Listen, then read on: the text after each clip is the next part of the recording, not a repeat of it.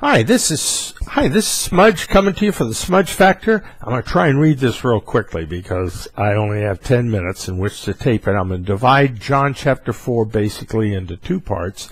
One is the drinking experience. The other is the eating experience. The drinking experience is for those who are unsaved, and the eating experience are for those who are saved and have become disciples.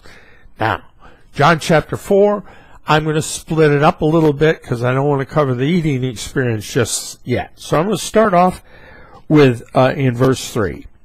He left Judea and departed again to Galilee. Now, he's going back to Galilee again, but he needed to go through Samaria. Now, this is out of his way.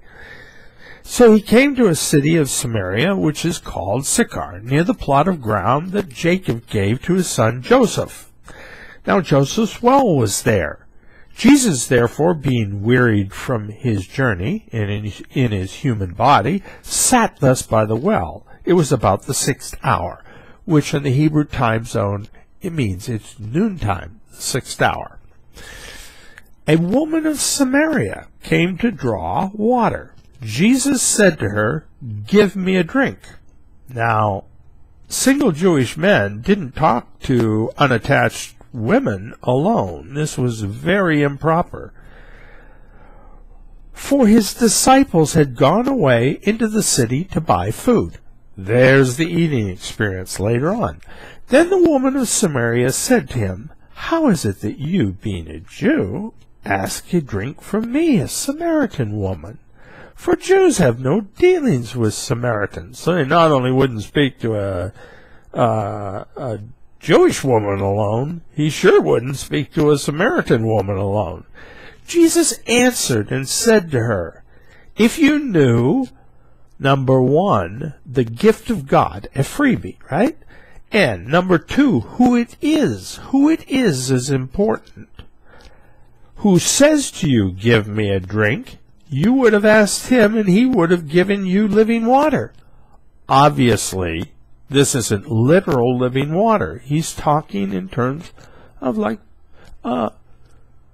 something that is figurative, okay? He's using a metaphor here, that he's got something for her that's very important if she grasps the gift freely and she knows who it is who can give it to her.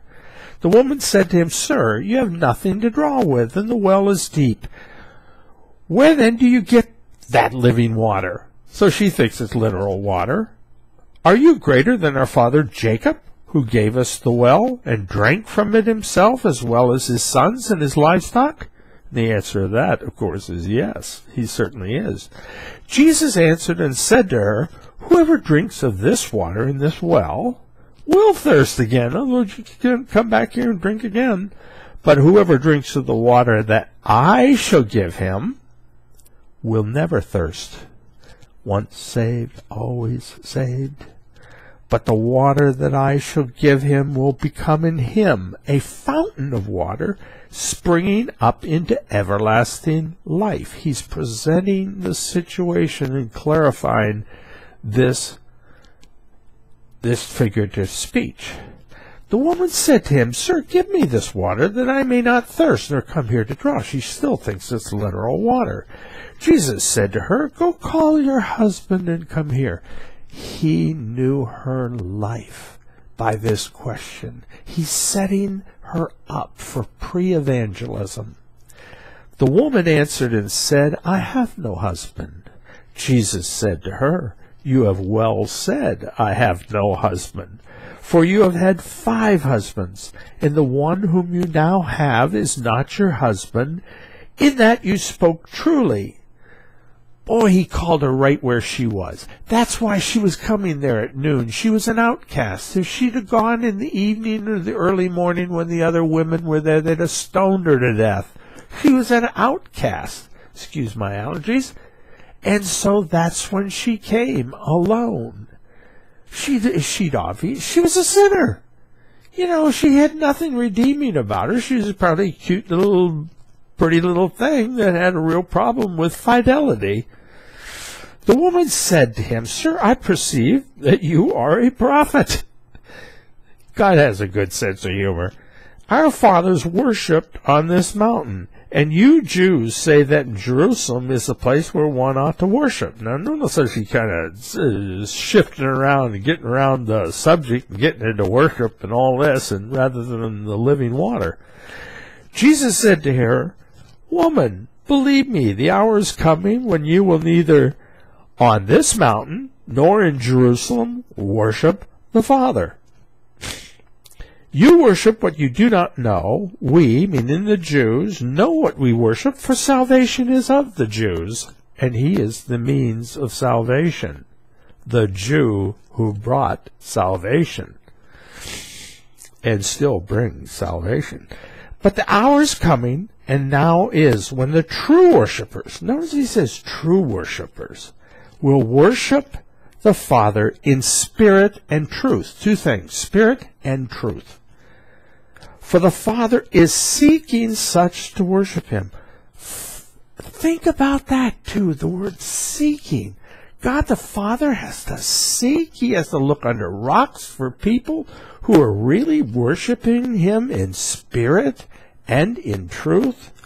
Wow, that's a commentary. God is spirit, and those who worship him must worship in spirit and truth. The woman said to him, I know that Messiah is coming. Now she's beginning to get back on track, who is called Christ.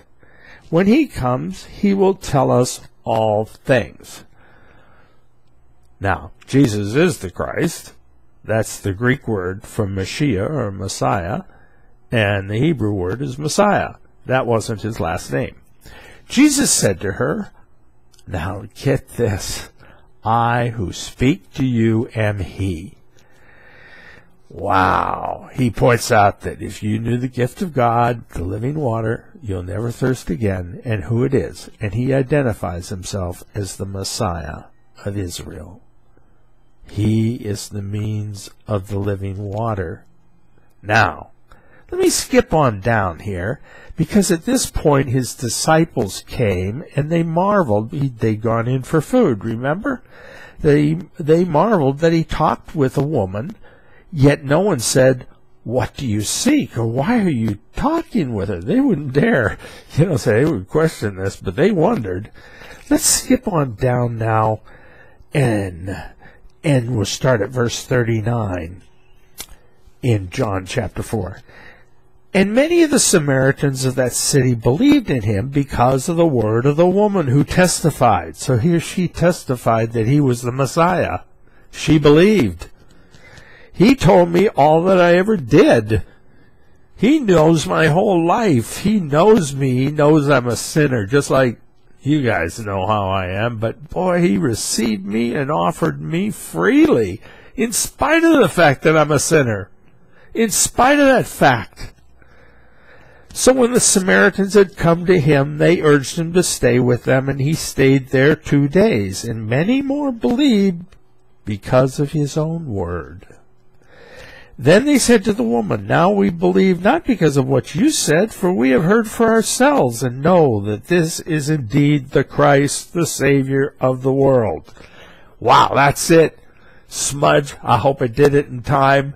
Signing off.